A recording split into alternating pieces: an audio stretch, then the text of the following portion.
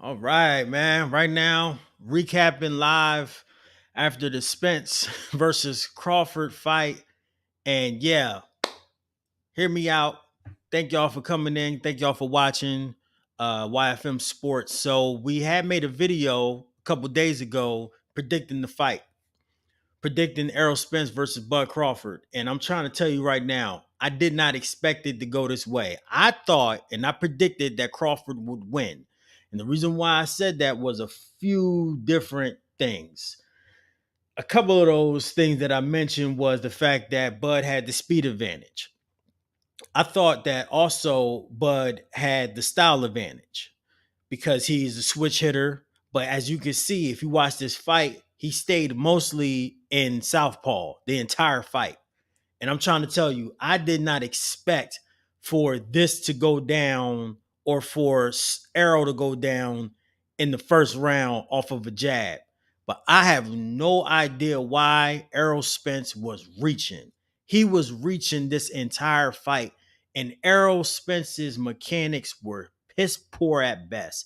I mean, that's the reason why he got knocked out. That's the reason, well, not knocked out, but they had to stop the fight because he kept reaching. If you keep reaching against a power puncher that is also a counter puncher, you're going to be off balance when he hits you. I've never seen Earl ever fight and just have his right hand or left hand just not protecting his face. He always does that. But I think that it was crazy. Crawford came in with a really, really good game plan. His game plan was to stop having a flicking jab and start having the jab be an actual power punch. Because when he jabbed with Arrow, he'll be able to hurt him with power. And that's exactly what happened. When he got down, when he knocked him down in that first round, it was a power jab. So every Crawford or every Bud punch had power behind it. It had really, really, really powerful intentions. And I really, really love how the game plan was to go over the top of Arrow's jab because they knew that Arrow's jab sets up everything. That's the reason why when I first predicted this fight, I had to give the style, give that category to Crawford. Let me show y'all exactly what I'm talking about, right? Hold on one second, y'all. Show y'all something. When it comes to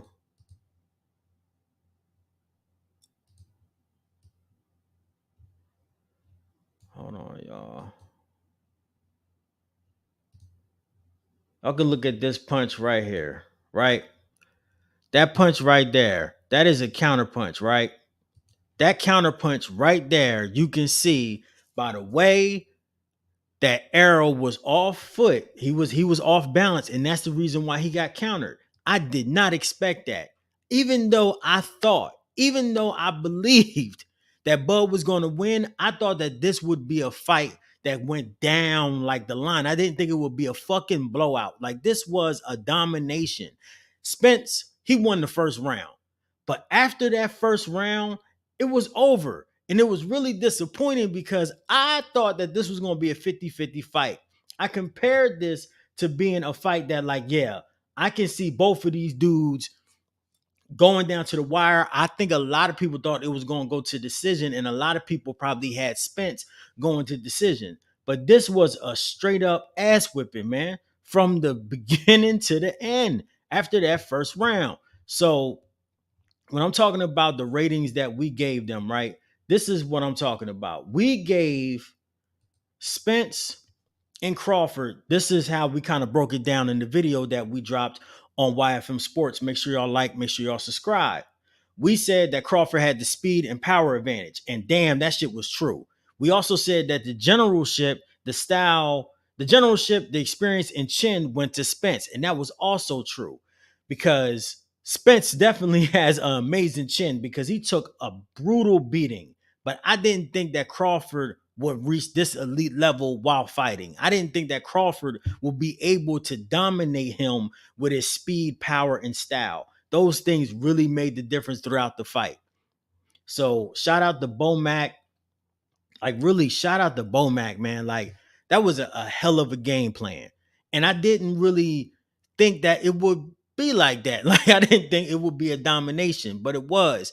And it really shows you, truly shows you exactly how good Errol Spence is. So I want to know and talk about who Errol's going to fight next.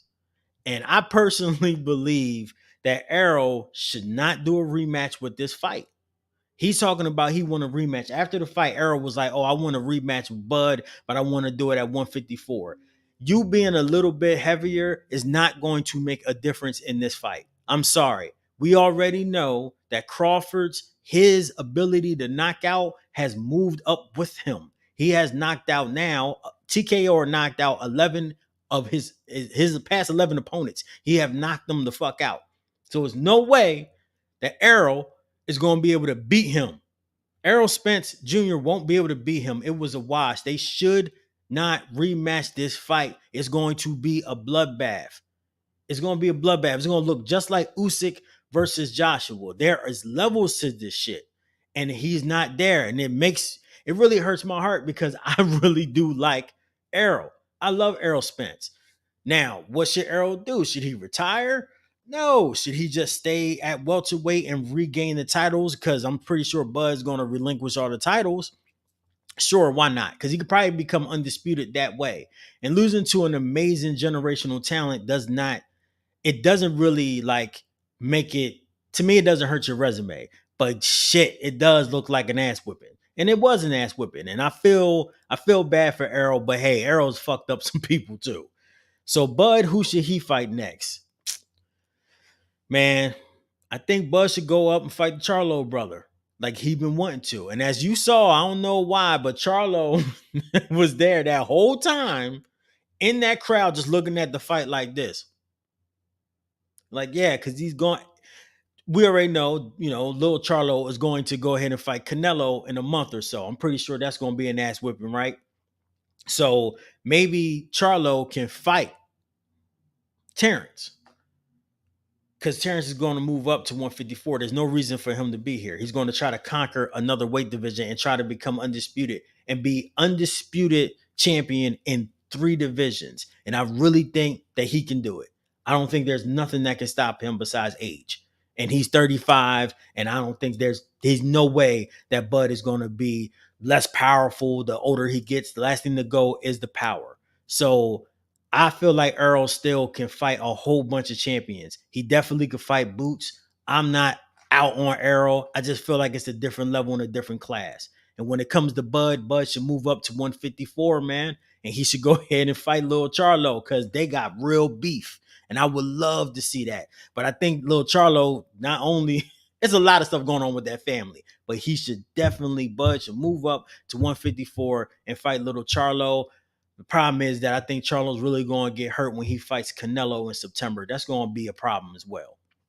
So let me know what y'all think in the comments below. Who should Bud fight? Who should Errol fight? No, I do not think there should be a rematch. That motherfucker looked like Martin after he got his ass whipped. Like, I do not want a rematch. I think that this was a bloodbath. It was a whole nother level. Like, and there's no way that Errol Spence Jr. can learn what it's going to take to beat Bud Crawford, because I'm not going to lie, I have no fucking clue what it's going to take, because it's not a pressure fighter. You know what I mean? It's not somebody that's a bulldog like Sean Porter. It's not a fast fighter, because I don't know how many fast welterweights we have out there. It can't be a switch hitter, because Errol's never going to be a switch hitter. And it might be Boots, but I don't think that Bud is going to stay around long enough to fight Boots. So what you going to do? The only thing there's left to do is for Errol Spence is to continue to stay at welterweight, maybe go up to 154 and maybe try to fight in that division as well. But these are still 2 young fighters. It was a great fight, but it was sad to see how better Bud was. I thought it would be more of a 50-50 fight, even though I did pick Bud Crawford. So let me know in the comments who y'all picked, what y'all think about the fight. Y'all think this was a total bloodbath? Because I straight up the fuck does. I think it was a shutout besides the first round. Let me know who Bud should fight next. Let me know who Errol should fight next. Thank y'all. Make sure y'all like. Make sure y'all subscribe. YFM Sports. Appreciate y'all. Good night.